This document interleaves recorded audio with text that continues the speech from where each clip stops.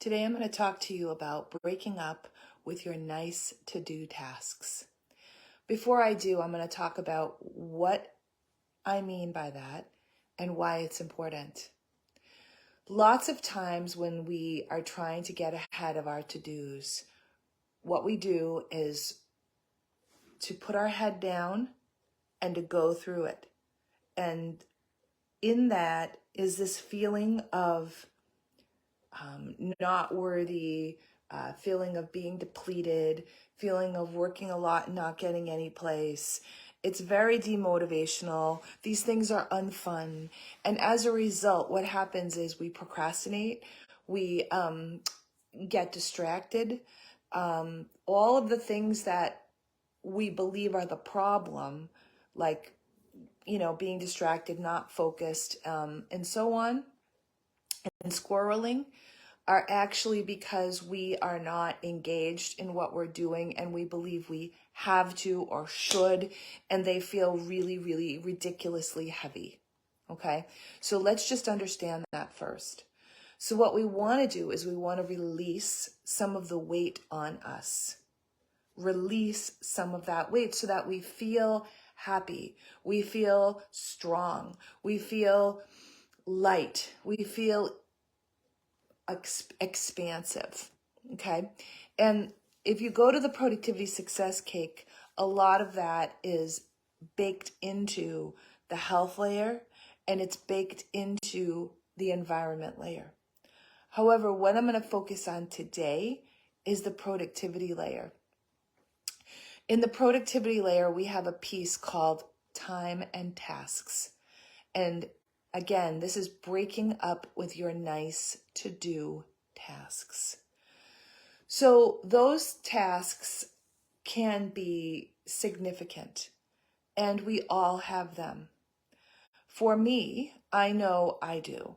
Periodically, I go through and I empty out bins of pages of someday I'll get to this, beautiful ideas. Maybe you've got ideas from programs that you attended that, oh my gosh, someday I'll do this, and stuff. And the truth is that all of that physical clutter or clutter on your computer, it's adding to your mental angst and you're not getting to it anyway. So you just want to release it and break up with it. Not easy though, is it? So I'm going to tell you a little story about how a client of mine, and we did that together just the other day. So the other day I had a client and this person's tasks were on their computer. Okay. So, and the nice part about it is that they were all nice and neat. They were dated. They were assigned to this person. Right. This person works with others. Okay. And, we talked about just deleting those ones that were over a certain age, like maybe it's 6 months. And that didn't seem right. So we started with, okay, let's do anything that's over a year, because you think to yourself, well, heck, if I haven't done it in a year and nobody's died, like, you can get rid of them. Most of them we were able to get rid of. And I was really curious about, okay, well, why can't we just get rid of the rest? And there was some deeply held beliefs around, I would say, responsibility, perhaps some worthiness, like things like that. But then also too, it had to do with, that's real. But also too, it had to do with how that person's organization was set up. So that the tasks that were assigned to that person actually probably really belonged to be assigned to somebody else, but the somebody else wasn't holding up their end of the bargain. Therefore, it didn't get moved. The assignment didn't get moved. So it's kind of two-pronged, right?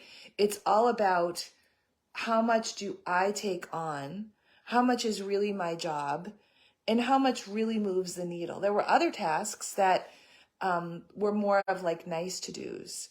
Well, I should really do research for that client because, If I did research for that client, it would make that client's experience better in my line of work. And that's not untrue. However, it's a little bit like my bins of ideas of things that I'd like to do someday in my practice, because most people I know that are creative geniuses like myself, like we're always going to, take a new personality exam. We want to learn more. I just started to learn more about the Enneagram. I already knew about the Enneagram, but I like to know more. I like to go to continuing education. A lot of the people in my community like to learn more and learn more deeply in the kind of thing we're interested in. And we think that everybody does, right? So it's what we do. And the truth of the matter is that there's only so much time in the day, and there's only so much of us. So we must make choices around things that we are not only just able to do, but that will really move the needle. Okay? So I did a live, Facebook Live in unscatterme.com, our online Facebook community, which if you're not part of that private community, I recommend that you consider joining. You have to apply to join and answer the questions. But what I talked about in that community earlier today was how to prioritize. And this thing about breaking up with your nice to-dos is one way of prioritizing. So I'm not going to repeat what I said already. I would recommend that you go to the Facebook community and see what May 17th's live looked like, so you learn more there. But what I'm going to say is that when you look at your to-dos in that piece of cake, that time and task to-dos, if you go to your to-dos and you look at anything that's a to-do more than 6 months, really seriously ask yourself, is it that important? And if it is, think about how do you shift your priorities to get it done. And if it's not that important, put it in a to-do next year, next quarter, next month, something, so that it's not in your face, holding you down, weighing you down, not allowing you to be productive, not allowing you to live in your greatness, not allowing you to feel unscattered so that you can live your best, most confident, happy entrepreneurial life that you deserve, so that you can actually do the work that you came into this world to do. Thank you, and I'll see you again next week.